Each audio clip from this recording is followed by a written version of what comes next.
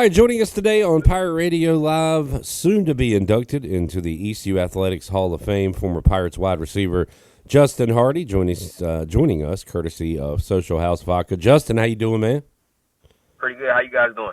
Hey, we're doing good, man. A short week here, getting ready for a Saturday to Thursday turnaround, and Pirates trying to get off the map after a loss to BYU. Got Army coming up this Thursday. Justin, after a loss, do you like a quick turnaround? Can it be a positive where you guys are ready to get back out there on the field? It all depends. It definitely all depends on how your body feel.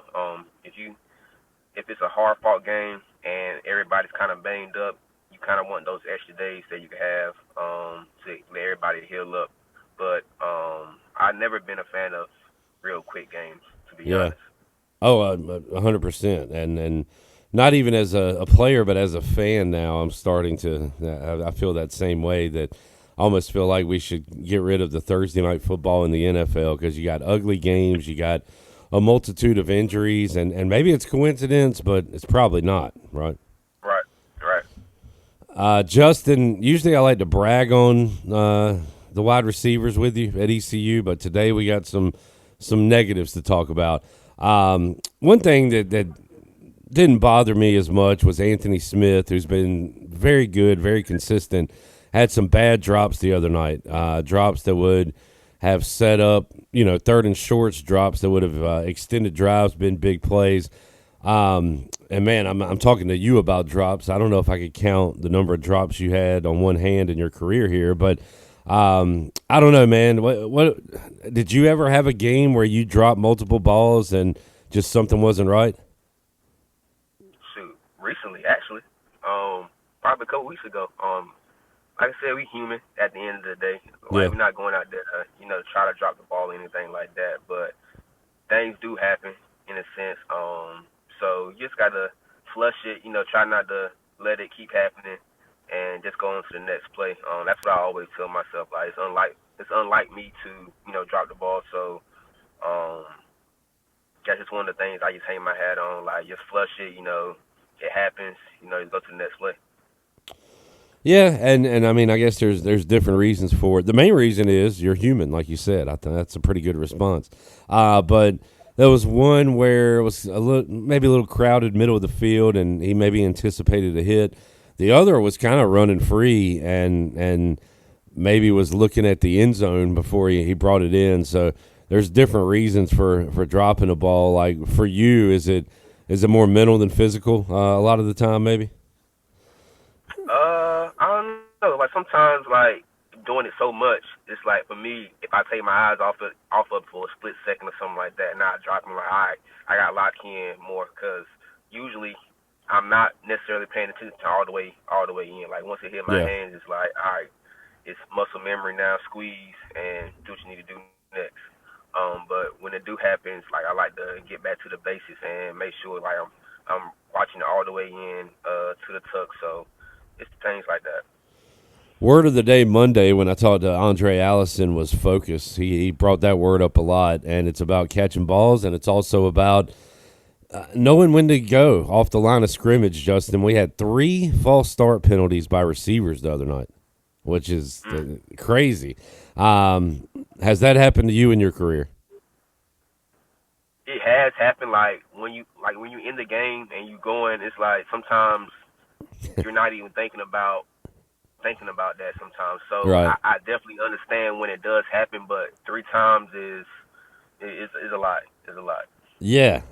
And again, you receivers are not listening to the snap count for the most part, right? You're kind of going off the ball. Is that right?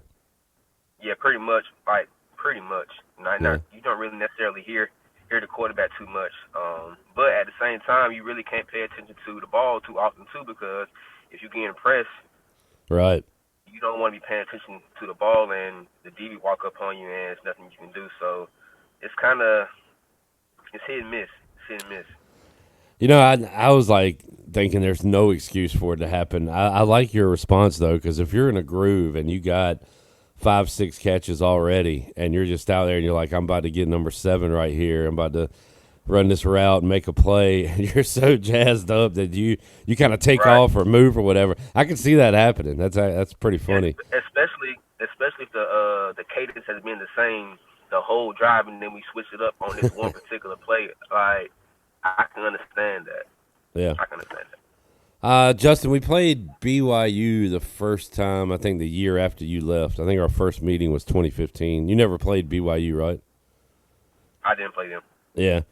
We got Army this week, which was not on the schedule for a while, but we had our meetings with Navy, of course. And I remember talking to old ECU wide receiver Philip Henry. We focused so much on the defense, but Philip was like, man, that sucked because you just stand on the sidelines, and if it happened to be a cold day, you better get warm and stay warm because you're just standing there for 7, 8, 9 minute drives, and it's so frustrating. So what do you remember about playing like military academies, and how is that different than a normal opponent?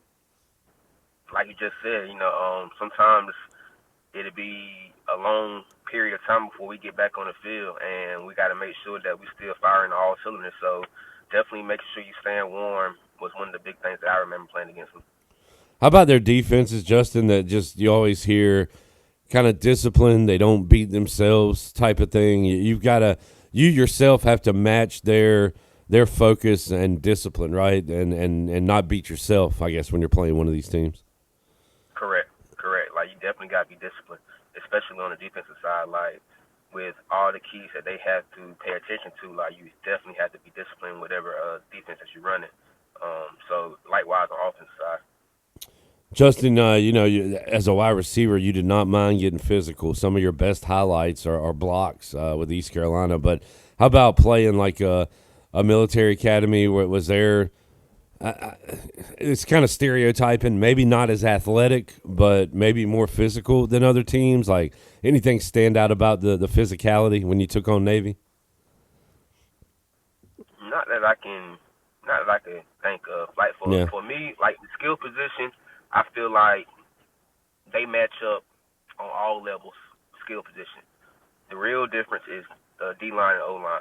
Right. So I'm not down in them trenches like that, so I can't really give you an honest answer to that. But if I had to take an educated guess, I would think so. That's where the difference is between the O-line and the D-line, where you find guys that are physical or not. Justin, did you have a chance to see any of the fireworks or fire or pregame? ECU added some stuff this past weekend, which hopefully you'll be able to see live when you're here to be inducted into the Hall of Fame. But did you see any of that stuff over the weekend? I did not. Like I said, we had played on the same day.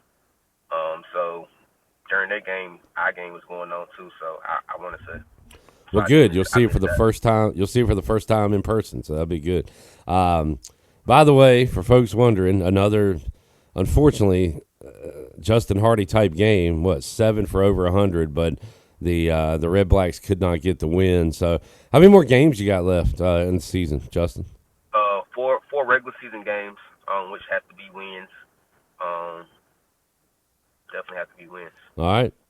Win or go home time. I remember the Redskins back in the day said 5 in a row or we won't go, and they won all 5 of them. So go ahead and get the first one coming up this weekend. For sure. Justin, good stuff, man. Always enjoyed talking and kind of breaking it down with you. We appreciate you, Justin, joining us courtesy of Social House Vodka. You can get the J-Rock Limited Edition, socialhousevodka.com. And good luck, man. We'll check in with you again next week. Sounds good. Appreciate it, guys.